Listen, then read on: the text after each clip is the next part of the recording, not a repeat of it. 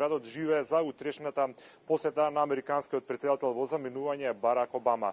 Добивме информација дека уште пред 7 дена на Атинскиот аеродром имал слетано авион во кој што се донесени 200 агенти од ЦИА кои што треба да се грижат за безбедност и на американскиот претседател, меѓутоа и за големата делегација која што доаѓа со него.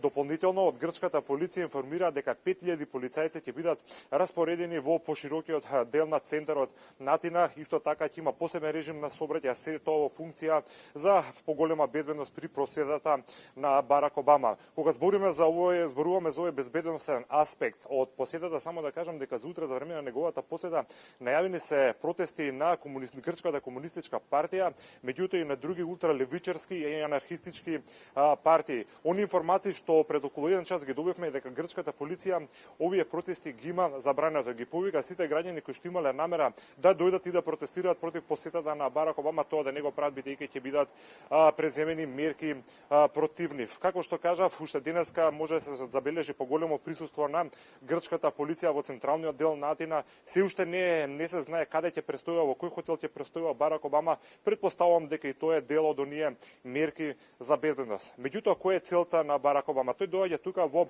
проштална посета. Медиумите шпекулираат и покрај тоа што се уште не се знаат точните теми за кои што ќе се разговара. Една од темите секако ќе биде односите меѓу Европската унија и Русија.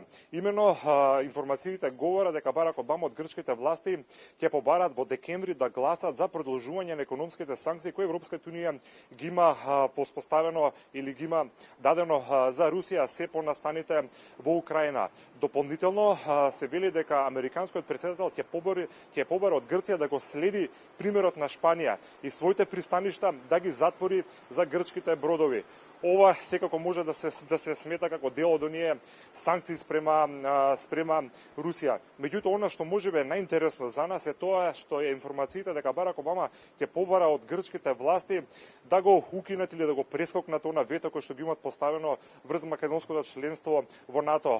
Предпоставките се дека со овие последни дипломатски обиди на раководството на Барак Обама да издействува доколку е можно да влезе и Македонија во НАТО и со тоа да се затвори на јужно крило на алијансата, која што е многу важно, имајќи ги предвид какви се моменталните односи на Европа и Америка со Русија.